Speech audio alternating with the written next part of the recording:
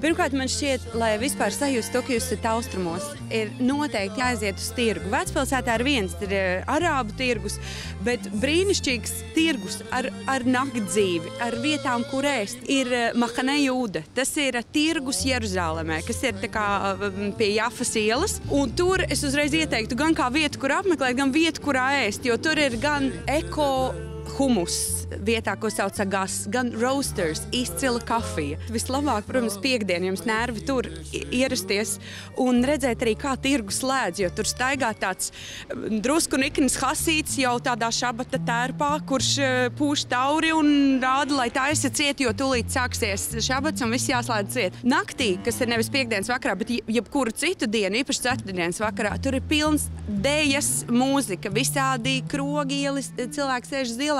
Man liekas, ka tur var pavadīt, jo esat Jeruzalemē kādu laiku. Tad balansam mazliet svētumu, ka, protams, ir Kristuskāpa baznīca un Via Dolorosa, bet ir atcerieties tādu lietu kā Svētās Helēnas cisterna. Ja jums nav bail no šaurām telpām, tad tur noteikti nokāpiet lejā tenī cisternā, caur baznīcu jāiet ir. Un tur ir fantastika akustika un ūdens. Pazemē, jūs būsiet nescik metrus pazemē, un tas, man liekas, ļoti interesanti, uz ko var paskatīties. Un tad vēl, ja gribas izbraukt ārpus, ir Beit Guvrin. Tur ir akmens raktuves, tur ir tādas milzīgas salas kā zvani.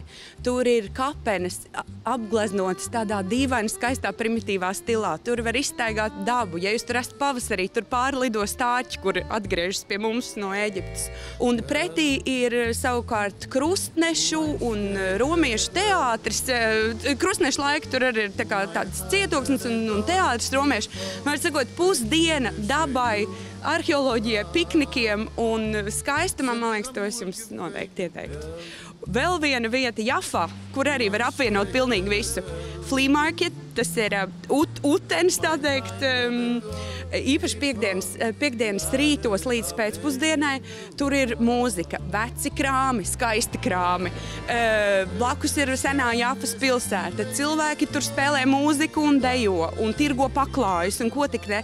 Un visam jūs varat aiziet uz jūru un izpeldēties, vai turpatās izstaigāt Jafas pilsētu. Man liekas, tās tādas vietas, kuras īpaši var sajust, ka jūs esat citā valstī, citā kultūrā, un man liekas, tas nes lielu prieku.